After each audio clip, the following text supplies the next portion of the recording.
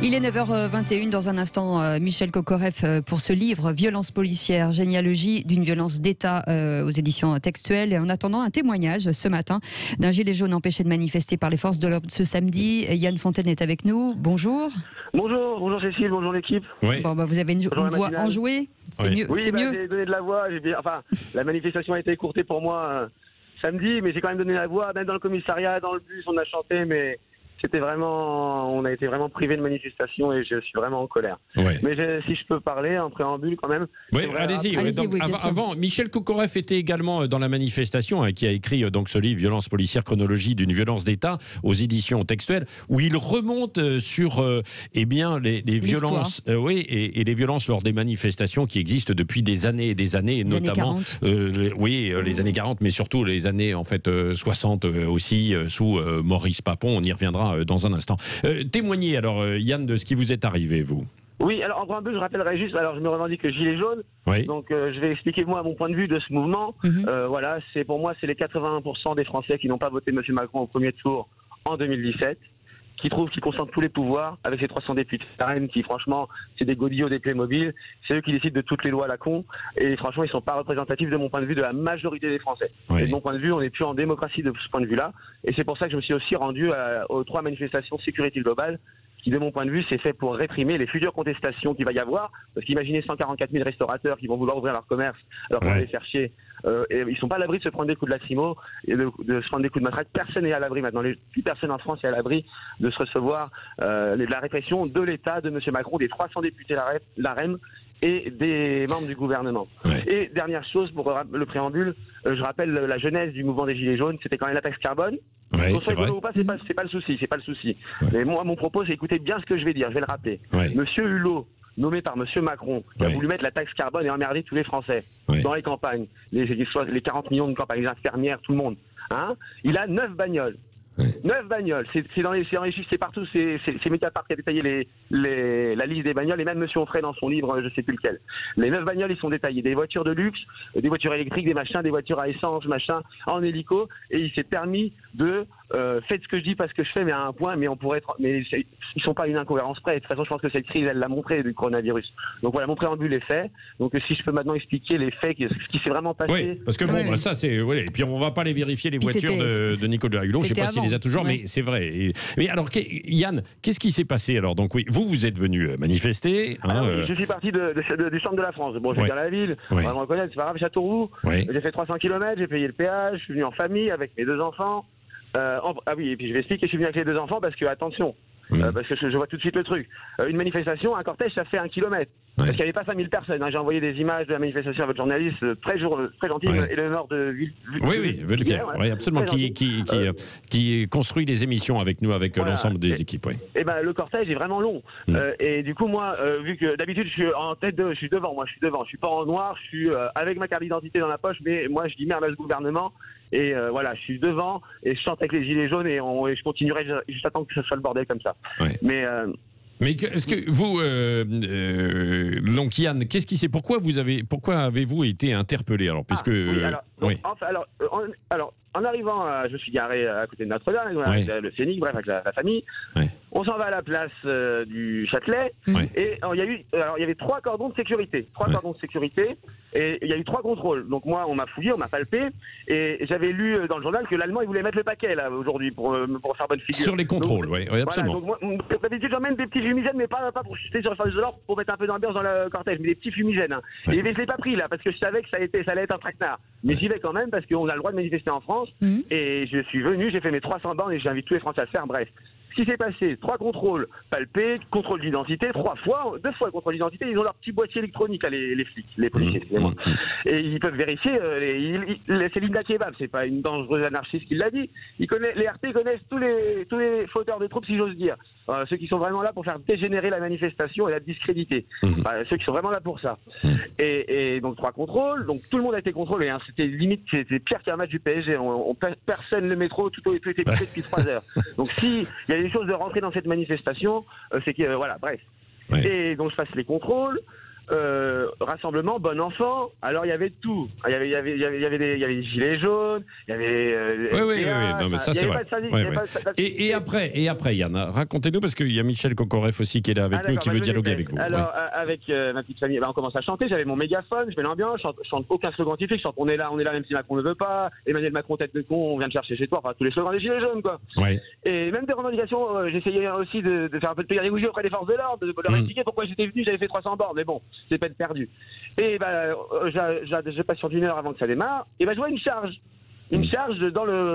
sur la place, alors que c'était bon enfant, il n'y avait même pas de slogan scientifique. Pourtant, voilà. Et je n'ai pas compris ce qui se passait, alors j'ai été voir les forces de l'ordre, je leur ai dit, est-ce que du coup, je vois le truc aujourd'hui, en fait, ça va être compliqué de manifester en famille, même en queue de cortège, je pense. Ouais. C'était vraiment une nasse de nasse.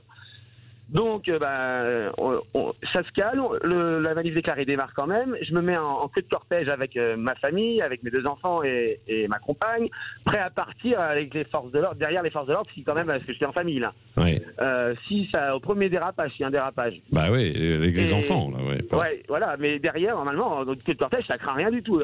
C'est fait pour discréditer, pour que plus personne vienne en manifestation. Ouais. Et j'avais mon mégaphone, je chantais bien comme il faut, mais j'essayais de mettre de l'ambiance bon enfant, quoi. Mais bon enfant, mais quand même, gilet jaune, quoi, viril mais correct, mais on y va en mode Pâques de Clermont. Et au bout de 10 minutes, là c'était la rafle. Il n'y avait aucun débordement, aucun, tout le monde déteste la police, même pas ça encore, c'était plus, il y avait peut-être, il n'y avait rien du tout. La rafle, il y a eu une 20aine d'interpellations et moi j'étais violemment mis au sol à côté, mes gamins étaient à 2 mètres de moi, par 3 CRS. Oui. Alors, il y en a un, il m'a pris par le... Et là, vous avez été embarqué au commissariat ou pas? Alors, attendez, je vais vous expliquer. C'est quand même le témoignage est important. Oui. Et en plus, oui. Alors, il me fait une clé de bras, il me met au sol. Et j'essaie quand même de revenir à la manifestation parce que j'avais commis aucune infraction. C'était incroyable. Et on a été parqués, on a été mis dans une petite rue à côté. Et puis, j'ai vu la gueule des gens qui étaient avec moi. Et je fais, putain, mais vous êtes une 45 ans, une dame de 45 ans. Pas en noir, un informaticien avec une barbe, s'il fallait courir ou casser des caméras en hauteur, je peux vous dire que lui, c'est non. Oui. Et puis des exemples comme ça, je vous en pas la peine. Le Serflex, ils m'ont mis le Serflex. Bon, j'ai réussi à l'enlever et puis je leur ai donné, ils ont rigolé après. Oui. Mais bref, contrôle d'identité comme ça, ils m'ont mis le Serflex et on pouvait pas partir. Et ce qui s'est passé, j'ai dit, mais qu'est-ce qui se passe? Ils m'ont dit attroupement en vue de commettre des troubles à l'ordre public. Vous êtes sérieux? Avec un mégaphone? Je viens de dire merde à Macron. Je leur dis ça. Non, ils ont rien voulu savoir. Ils ont quand même, pour être de bonne foi, ils ont été gentils avec mes gamins après l'interpellation et à ma compagne. Ils les ont invités à partir. Ils ont bonne foi. Mais moi, j'ai passé après 7 heures dans un bus et 1 heure au commissariat du 14e. On a bien chanté. On était une dizaine de manifestants. Là, les policiers, la du 14e, appelez-les. Lisa Kebab, appelez-la. Ils ont très bien vu la gueule des manifestants. Il y avait une dame. Et ils vous ont relâché après, quoi. Alors, donc... À 21h30, 1 minute devant l'OPJ. On vous a fait quoi? Attroupement en vue d'eux. Oui, je vais expliquer ce que je vous ai dit, mais ils ont rigolé, les flics. Mais ils ont dit, mais c'est un sketch. C'est donc ou quoi? Non, mais c'est assez étonnant. Alors, restez avec nous, Yann. Michel Kokoreff. Donc, on vous a écouté longuement raconter donc, ce que vous avez vécu samedi après-midi, ces témoignages. Michel Kokoreff, donc vous êtes spécialiste de tous des mouvements sociaux et de la vie sociale dans les quartiers depuis des années, vous êtes universitaire, vous étiez à la manifestation. Ce que décrit Yann, vous l'avez vu également samedi après-midi? Oui, tout à fait. C'est-à-dire d'abord un dispositif policier extrêmement conséquent, place du Châtelet. Ensuite, un cortège qui s'ébroue lentement, un peu sous la pluie. Et au bout de 10 minutes, alors que vraiment il se passait absolument rien, des charges latérales. De CRS et de garde mobile qui provoquaient un mouvement de panique, notamment parce qu'il se trouve que moi ce qui m'a beaucoup frappé, c'est qu'il y avait beaucoup de jeunes, encore beaucoup de jeunes, donc a priori des primo-manifestants, des gens qui n'ont pas forcément l'habitude de ce genre de situation, qui peut l'avoir d'ailleurs, et qui courent très vite. Et donc l'opération s'est répétée, c'est-à-dire qu'ils occupaient le cortège, la voie publique, donc ils coupaient le cortège, vieille technique de segmentation, et puis après ils repartaient en ayant procédé éventuellement à quelques interpellations et en ayant distribué quelques coups de matraque. Le cortège, donc, recommençait. 5 minutes après, nouvelle opération. Et donc ça, effectivement, dans la première heure, ça s'est répété 4 ou 5 fois. Quel était l'objectif, selon vous, Michel Kokoreff? Avant que le cortège ne termine plus tranquillement. Disons, pardon, excusez-moi. Quel était l'objectif, selon vous, Michel Kokoreff? C'était... de dissuader? Écoutez, moi je ne suis pas là pour commenter la politique, la stratégie du préfet Lallement. Bon, mais enfin, on peut quand même constater que y a une tactique claire de segmentation et de harcèlement d'un cortège pacifique. Il y a, alors c'est très intéressant les interpellations parce que on annonce tout au long de l'après-midi par Twitter 142 interpellations. Bon, il y a 6 personnes qui sont finalement déférées en comparution immédiate, donc qui vont être jugées. 45 gardes à vue. Et en fait, la plupart des 142 personnes, c'est des gens comme Yann. Comme Yann, oui. Exactement. Qui ont été, alors qui ne sont pas forcément venus avec leurs enfants, mais qui étaient dans la manifestation, qui ont été peut-être ciblés, bon, comme des ultra-violents, mais qui n'en sont absolument pas. Et donc, faute de charge, on les libère. Eh ben oui, on les libère. Et donc, pour les OPJ, ça apparaît comme un sketch. Quand on voit les images de la semaine dernière avec l'infiltration des Black Blocs, on ne peut pas parler d'une manifestation pacifique. Non, mais là, on pouvait parler, je suis désolé, chère madame, d'une manifestation pacifique. Et le problème derrière, éventuellement, la tactique de harcèlement, de pression des forces de l'ordre, en disant « déconnez pas les gars, on est là, vous avez vu », c'est qu'il est devenu quasi impossible de manifester à Paris. Donc le sujet, finalement, mon livre est dépassé, ce n'est plus les violences policières, c'est est-il encore possible de manifester à Paris, à Toulouse, à Nantes, à Lille, etc. C'est ça le sujet. Oui, allez, on va voir ça dans un instant avec vous, Michel Kokoreff, Yann qui est avec nous, puis il y a des auditeurs qui nous appellent au 0826 300 300 jusqu'à 10. 9h35, merci d'être avec nous et merci à Michel Kokoreff d'être avec nous, professeur de l'université Paris 7, un spécialiste de la Paris 8, pardon, spécialiste de la vie sociale dans les quartiers cette nuit, populaires. Oui. Et il ne le sait pas encore. Le livre s'appelle Violence policière, chronologie d'une violence. Généalogie d'une violence d'État. Excusez-moi. Violence policière, généalogie d'une violence d'État, parce que ça n'est pas sur ma feuille, aux éditions textuelles. Donc, et vos appels, 0826 300 300. Oui, alors Michel Kokoreff, ce qui est intéressant dans ce livre, c'est que vous remontez donc le temps, et bon, on va pas remonter non plus indéfiniment, mais par exemple de la guerre d'Algérie aux Gilets jaunes, vous dites que les violences qui sont grosso modo ancrées au cœur de l'État français sont toujours là. Mais pourquoi il y a une forme de culture qui est entretenue, ou d'où ça vient, ça ? Alors, il y a 2 choses. La première chose, c'est qu'effectivement, j'aurais pu remonter au 19e siècle, mais je repars du 8 mai 1945, parce qu'effectivement, c'est l'anniversaire, c'est la fête de la libération, bien sûr, mais c'est aussi le 8 mai 45, le massacre de Sétif en Algérie, qui fait plusieurs dizaines de morts et qui est considéré comme une sorte de point de départ du mouvement indépendantiste qui va conduire à la guerre d'Algérie entre 54 et 62. Donc, je pars de là, et effectivement, sans remonter toute l'histoire, je pense que c'est important de dire que, d'une part, ce à quoi on assiste aujourd'hui a une histoire et n'est pas un phénomène nouveau, et s'inscrit dans des logiques qui se répètent, qu'il s'agisse des pratiques policières elles-mêmes, qu'il s'agisse des formes d'encadrement, qu'il s'agisse des stratégies qui sont décidées en haut lieu. Et d'autre part, effectivement, il me semble que, en tout cas c'est ce que j'essaie de montrer dans le livre, il existe une matrice de ces violences que j'appelle pour le coup des violences d'État, et qui se caractérise très simplement par 3 éléments. D'une part, des pratiques particulièrement violentes ou une violence disproportionnée, pour reprendre la catégorie juridique. D'autre part, une couverture par la hiérarchie et donc par l'institution. Et enfin, une sorte de culture de l'impunité qui fait que ni les effectifs ni les responsables hiérarchiques ne sont inquiétés, sanctionnés, que ce soit d'un point de vue... C'est en train de changer quand même depuis quelques années. Là, il y a des enquêtes internes. Historiquement, on est dans cette partie historique. Oui, c'est vrai. C'est un fait établi, et encore une fois, je ne vais pas reprendre les différents événements, mais on pourrait prendre ce qui s'est passé juste parce que c'est moins connu en Guadeloupe en mars et en mai 1967. Bon, il y a des dizaines de morts suite à une révolte. Les responsables n'ont jamais été inquiétés, ils ont été exfiltrés. Bon, voilà. Donc il y a une culture de l'impunité et qui effectivement donne l'impression qu'il y a une justice à deux vitesses. Bon, donc ça c'est une matrice qu'on voit effectivement se reproduire dans différents contextes. Et alors que on nous annonce à chaque crise, vous voyez par exemple 68, que le maintien de l'ordre a été réformé, que cette fois la police n'est plus violente, qu'elle est propre, qu'elle n'est pas raciste. Bon. En 68, déjà, on parle de ça. Ouais. Et on se retrouve avec Adama Traoré en 2016 et tous les mouvements auxquels on a assisté contre, effectivement, Cédric Chauviat, récemment en janvier. Rémi Fraisse, vous en parlez. Rémi Fraisse. Donc, dans votre livre. Effectivement, on a l'impression que malgré les réformes et malgré les annonces de tout va bien, les choses se répètent.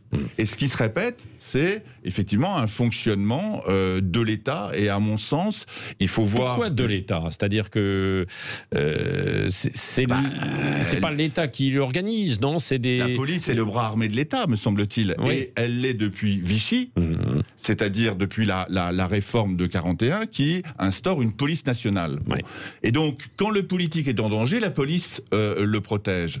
Elle ne protège pas les citoyens, elle protège le pouvoir. C'est le sentiment que peuvent avoir beaucoup de gilets jaunes, c'est pas forcément le mien, et c'est le sentiment que peuvent avoir beaucoup d'observateurs. Mais encore une fois, cette situation qui aujourd'hui est tendue, mais depuis quand même plusieurs années, elle s'inscrit dans une histoire dont la connaissance permettrait éventuellement d'en sortir. Parce que il ne s'agit pas de dénoncer les violences d'État pour les violences d'État, hein, mais il s'agit d'envisager comment sortir de cette spirale infernale et, par exemple, d'avoir un contrôle démocratique sur une police républicaine. Oui. Là, éventuellement, on pourrait parler de police républicaine. C'est-à-dire, ça pourrait ressembler à quoi ? Alors bon, c'est un sujet en débat. Ce qui est le constat, c'est que l'IGPN ne fait pas son travail, d'accord. Les policiers ne peuvent pas juger les policiers. Bon, et donc on l'a vu au moment des Gilets jaunes, il y a très peu de cas qui ont été transmis au parquet. Bon, donc là il y a un dysfonctionnement majeur de l'instance de contrôle. Une instance beaucoup plus indépendante. À partir du moment où l'instance qui existe et qui apparaît comme le rempart ne fonctionne pas, il faut effectivement la modifier. Et pas simplement en nommant un directeur qui soit extérieur, qui soit une personnalité indépendante, mais, à mon sens, et c'est repris par d'autres, en faisant une instance complètement indépendante du corps policier, de l'institution policière. Ça se passe dans d'autres pays. En Allemagne, ils sont pas plus bêtes que nous. Ouais. Est-ce qu'il faut remettre en cause le rôle des syndicats ? Alors, remettre en cause le rôle des syndicats dans un pays dont le taux de désyndicalisation est extrêmement élevé, ça serait vraiment pas raisonnable et pas très démocratique. Par contre, ce qu'on peut pointer, c'est le rôle majeur des syndicats de police dans la cogestion des affaires, hein. Et on le voit bien aujourd'hui, on l'a bien vu vendredi. Les mots d'Emmanuel Macron sur les contrôles aux faciès et les violences policières mettent dans la rue encore une fois, des policiers qui disent non et qui menacent de ne pas faire de contrôle lors de la mise en place du couvre-feu. Donc, je veux dire, on est quand même dans un monde où on se demande qui est le chef, hein, qui gouverne. Est-ce que c'est Alliance ou est-ce que c'est M. Darmanin ? Oui. 0826 300 300 avec vos appels ce matin. Gérard de Condom qui nous appelle. Bonjour, oui. Gérard. Bonjour, Gérard. Bonjour à vous tous, j'espère que j'aurai le temps de développer ma réflexion. Oui. Pour ma part, je pense qu'il faut se poser deux questions. Oui. À qui profitent les troubles lors des manifestations depuis plus de 2 ans et plus profondément les causes? Parce que nous vivons dans une société française devenue impatiente qui veut vivre avec l'absence de limites, qui ne veut pas de peine pour ces jeunes, le droit pour les jeunes, eh bien, jusqu'à un certain âge, on peut faire ce qu'on veut. Et donc, on vit dans un monde où les familles refusent même de remplir leur rôle de parents en éduquant leurs enfants aux limites, parce qu'une société sans limite ne peut pas vivre ensemble. Donc, nous cherchons toujours en France à faire rentrer 2 litres d'eau dans une bouteille bouteille d'un litre. Alors, il faut identifier sérieusement les causes, les conséquences. La police, elle arrive au tout dernier. C'est juste la conséquence de tout ce qui n'aura pas marché. Et quand vous avez des mineurs qui sont dans les manifestations où ils peuvent tout se permettre, ils deviennent des proies et des victimes. Ouais, vous revenez aux causes, en fait. Parce qu'on ne peut pas vouloir abroger toutes les limites, liberté d'expression, on peut insulter n'importe qui, n'importe quoi, liberté de tout. Et puis à côté de ça, on se plaint. Ah, on peut plus, on n'obéit pas. Par exemple, en ce moment, l'intérêt général, c'est de se confiner, mais vous avez des gens qui trouvent le moyen d'être à 500 et qui trouvent normal d'être sans masque, etc., de mettre la vie d'autrui en danger, etc. Vous parlez de la fête à Marseille. Une aberration du droit français. On est devenus des impatients. Bon, Gérard, merci pour votre réflexion. Michel Kokoreff, ce que dit Gérard en filigrane, c'est une forme d'éducation peut-être avant d'en arriver à ces manifestations et ces débordements. Alors, il me semble qu'il y a quand même deux types de causes. Il y a des causes conjoncturelles et des causes structurelles. Les causes conjoncturelles, c'est que les gens, effectivement, manifestent contre la hausse du prix du carburant, contre la taxe carbone, contre la réforme des retraites. Ils manifestent sur un certain nombre de sujets, contre l'article 24 et 25 du projet de loi de sécurité globale qui interdirait de filmer les policiers. Et donc, il y a un mécontentement populaire. Bon. Et ce mécontentement populaire, non seulement il n'est pas entendu, mais il suscite effectivement quand même des pratiques brutales pour être dans la plus grande neutralité. Donc ça, c'est une première cause essentielle, c'est-à-dire qu'effectivement, si le peuple n'est pas entendu, il y a quand même un péril ou un problème dans notre société démocratique. Et puis alors après, il y a des causes plus structurelles qui font qu'on est quand même dans une société où il y a 10 millions de pauvres, où il y a une forte ségrégation, non seulement urbaine, mais raciale, on pourrait parler des banlieues, des quartiers populaires, où la perspective d'avenir s'échappe de plus en plus pour les jeunes qui sont scolarisés et qui essayent de s'intégrer socialement par leur diplôme. Donc si vous voulez, qu'il y a quand même tout un ensemble de facteurs sociaux durs, au sens dans le dur, qui existent depuis une quarantaine d'années et qui font que les relégués aussi bien que les entravés, comme on a parlé des gilets jaunes, disons sont en colère, sont en colère, et surtout ne trouvent pas de réponse ni de la part, je dirais, du gouvernement, ni de la part d'ailleurs des formations politiques ou syndicales qui existent. Aujourd'hui, oui, non mais ça c'est vrai. Dans un instant, on va prendre un autre appel, 0826 300 300, avec Michel Kokoreff, violence policière, chronologie d'une violence d'État. J'ai un auditeur qui me dit, oui, mais il n'y a pas de violence policière, il n'y a que des violences de policiers. Oui, justement, on voulait en venir sur... On va y revenir dans un instant. Dans un instant, restez avec nous. 126 300 300. Bonjour Nicolas. Bonjour Nicolas. Bonjour. Oui. Votre réaction, vous avez entendu Michel Kokoreff dans ce débat qui dit qu'il n'y a pas suffisamment d'enquêtes, par exemple, au sein de la police. Et il y a l'IGPN, mais c'est la police qui se contrôle, quoi. Donc il faudrait une structure plus indépendante. Alors déjà, je vais revenir sur un point sur le nombre, sur la manifestation récente là. On est qu'à seulement 48 classements sans suite sur la totalité des gardés à vue. 30 gardes à vue encore en cours, 27 rappels à la loi, donc c'est quand même des gens qui étaient là. Pas forcément pour manifester pacifiquement. Samedi, ça, de samedi. Samedi. Ouais. Au sein de la police nationale, on est à plus de 1000 blessés par mois. Dont 7 policiers qui sont morts en service cette année, dont Romain qui s'est fait faucher sur un refus d'obtempérer par une conductrice alcoolisée, sous stupéfiants, sans permis de conduire. 3 mois après, la conductrice a été relâchée. Donc je pense que le problème de la justice, il n'est pas que envers la police nationale, mais c'est plus global. Vous êtes policier, Nicolas. Oui. Donc voilà, c'est un pseudo en fait, c'est ce qu'on me dit. Bien sûr. En région parisienne, c'est ça. En région parisienne. Non, je pense qu'il n'y aura pas son service.